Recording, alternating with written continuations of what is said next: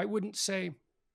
What I've seen among the critical reviewers in the mainstream is a pronounced tendency to denigrate explicitly or implicitly the population that they think I'm serving or that they feel constitutes my readers and Angry listeners. young And white men, is that well, that's yeah, that's usually the that's usually the phraseology. It's not true. That might be the primary demographic, but it's way broader than that. So it's simply not true. But even if it was true, it's like, well, why in the world would addressing, there's something reprehensible about providing useful information to that particular group? So they don't seem to understand something, which is that you have prevented countless, if it is young men from going down a very negative path. And I know that because every time I've hosted you in front of, hundreds, or if it's 1,000 people, I know the people in the audience. Like, as an organizer, they've spoken to me, and you hear it. Like, there's this notion about you that it's like, oh, angry young men are becoming angry because of Jordan Peterson. They don't understand that. No, you have prevented, a neglected group of people or a neglected generation from going down a very dark path. Like, you have done that. So it's very bizarre to me that they're doing that. And it just, it pisses me my off. conclusion is that there would be just as much pleasure in seeing such people go down the dark path because they don't deserve redemption to begin with. And that would also validate the a priori theories that led to their rejection to begin with. That's how it looks to me. I've learned a lot about populism from it. I saw this T-shirt down in Florida when I was there, Trump 2020, because fuck you twice.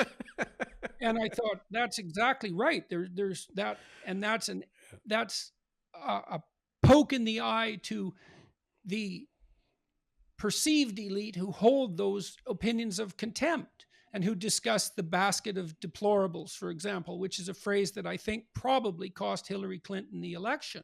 Yeah. And that contempt is a terrible thing, and it's a dangerous thing. But the public response has been really positive, as evidenced by, YouTube comments, which aren't known for their positive nature precisely, but also by the public reviews of the book. There's about 800 of them now on Amazon, and that's really what I'm looking at. And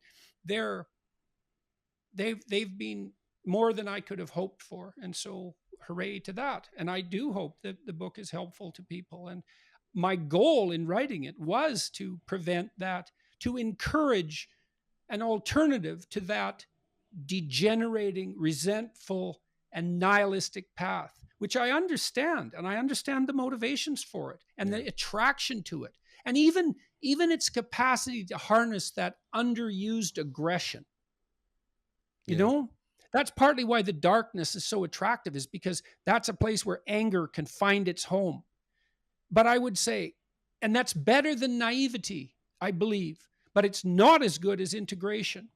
And so that anger should be put to work as a disciplinary motivation applied to yourself.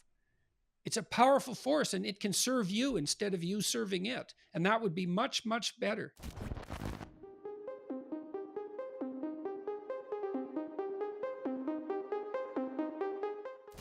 You can buy Beyond Order just about everywhere where they sell books. I got mine from Amazon. I highly recommend it again. It's really fantastic, and it complements 12 Rules for Life in a really great way. So that's, again, Beyond Order by Dr. Jordan B. Peterson. I couldn't be more thankful for our conversation. Let me know what you thought. I thought it was really interesting to hear him talk about a few things that he hasn't addressed before.